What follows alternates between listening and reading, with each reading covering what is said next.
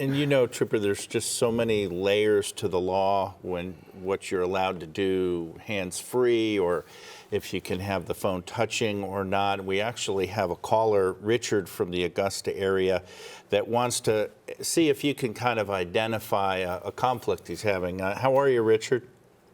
I'm fine, man. How are y'all? Super. Great. What's your question for Trooper Chase tonight?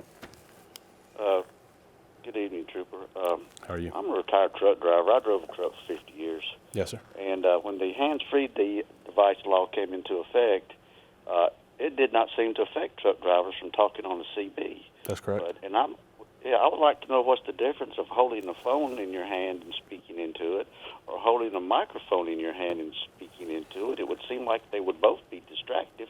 Absolutely. So before the hands-free law got updated in 2018, there was already an exemption in the Georgia distracted driving law, which was 40-6-241.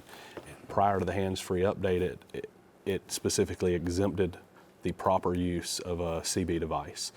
When the law was updated in 2018, that exemption was still kept in, as well as several other exemptions, such as calling in an emergency call to 911, report of an accident, things like that.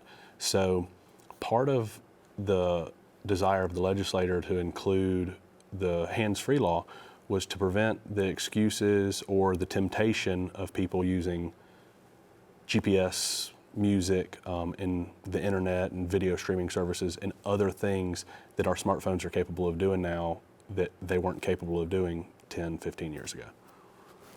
Well, and it's probably certainly a lot less distracting, just with a CB mic. Sure, it's something I have to you do talk every on a mic, all the time. Exactly. It doesn't have a screen, a display, text messages, that you can read, things like that. Absolutely. Yeah, it sounds like that's a good, disclaimer or thing in the law that makes perfect sense, common sense.